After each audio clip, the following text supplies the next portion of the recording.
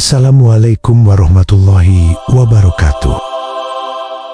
Coba jujur pada diri Anda sendiri. Kapan terakhir kali Anda benar-benar merasa cukup?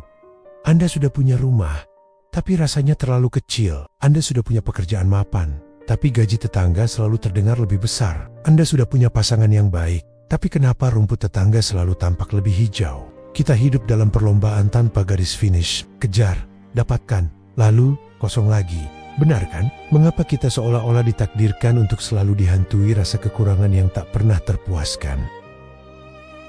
Hari ini, kita akan bongkar tuntas penyakit hati yang membuat kita terus haus di tengah lautan nikmat. Ini bukan sekadar ceramah biasa, tapi sebuah renungan mendalam tentang rasa syukur dan sebuah janji. Setelah video ini, Anda akan memiliki kunci untuk mencapai ketenangan sejati, menemukan kekayaan dalam hati, bukan di rekening bank. Anda akan belajar bagaimana mengubah takdir lelah menjadi takdir tenang. Kita semua mengenalnya. Dia bukan jin, bukan pula makhluk halus, tapi dia adalah perampok kebahagiaan nomor satu di era digital ini. Namanya hasrat yang tak terkendali. Dulu, kita hanya membandingkan diri dengan tetangga di sebelah. Sekarang, kita membandingkan diri dengan ratusan bahkan ribuan orang di layar ponsel. Di media sosial, semua orang tampak sempurna, semua orang bahagia, dan semua orang sukses. Dan di tengah gempuran ilusi itulah, penyakit kita bersemi, selalu merasa kurang. Ini bukan lagi soal kebutuhan hidup, tapi soal perasaan inferior yang dipicu oleh ria digital orang lain. Kita mencari obat ketenangan di tempat yang salah. Kita kira dengan membeli barang baru, hati kita akan terisi. Ternyata, itu hanya plester di atas luka yang menganga. Titik tertinggi dari masalah ini bukan pada apa yang kita miliki, tapi pada apa yang kita ingkari. Penyakit selalu merasa kurang ini, dalam perspektif Islam, berakar dari satu hal, kekufuran nikmat. Dengarkan baik-baik firman Allah dalam surah Ibrahim, ayat 7, sebuah teguran yang sangat menohok. Dan ingatlah juga, tatkala Tuhanmu memaklumkan, sesungguhnya jika kamu bersyukur, pasti kami akan menambah nikmat kepadamu, dan jika kamu mengingkari nikmatku, maka sesungguhnya azabku sangat pedih. Azab pedih itu tidak selalu berupa bencana besar. Seringkali, azab yang paling pedih adalah hilangnya rasa nikmat dari apa yang sudah kita genggam. Kita punya segalanya, tapi kita tidak merasakan apa-apa. Kita hidup tapi tidak menikmati kehidupan. Itulah azab batin. Karena kita gagal melihat, kita melihat apa yang tidak kita punya, dan melupakan apa yang sudah Allah berikan sejak kita membuka mata. Lalu, bagaimana cara menghentikan siklus kegelisahan ini? Solusinya hanya satu kata, dan ini adalah rahasia para wali dan orang-orang saleh. Qanaah.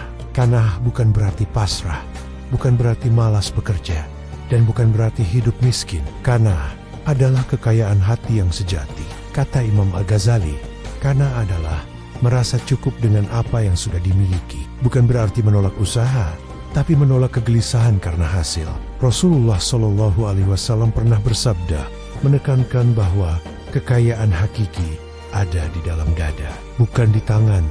Bukanlah kekayaan itu dengan banyaknya harta benda, akan tetapi kekayaan hakiki adalah kekayaan jiwa qanaah. Hadis riwayat Bukhari dan Muslim. Ini adalah kunci resolusi kita. Kita harus mendidik mata kita untuk melihat ke bawah dalam urusan dunia dan melihat ke atas dalam urusan akhirat. Fokuskan energi pada keberkahan, bukan kuantitas. Satu sendok nasi yang diiringi syukur jauh lebih mengenyangkan daripada satu piring penuh yang diiringi keluhan.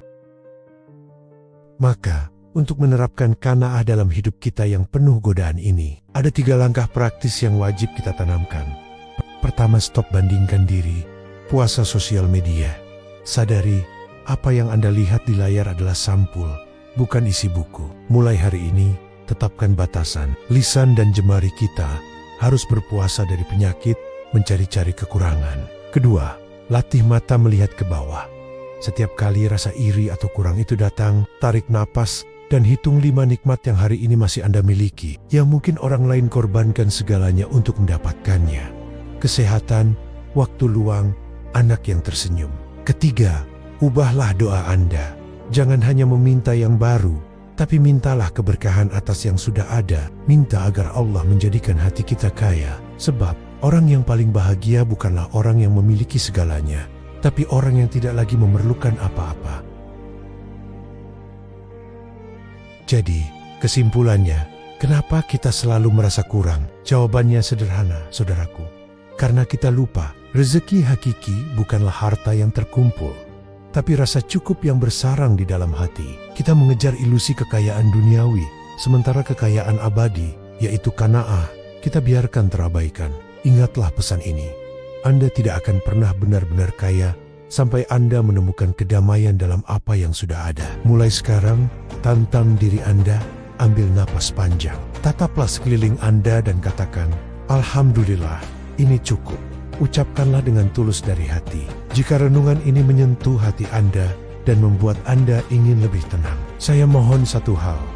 Bagikan video ini kepada satu orang saja yang Anda rasa sedang kelelahan mengejar dunia. Biarkan pesan qanaah ini menjadi sedekah jariah kita bersama.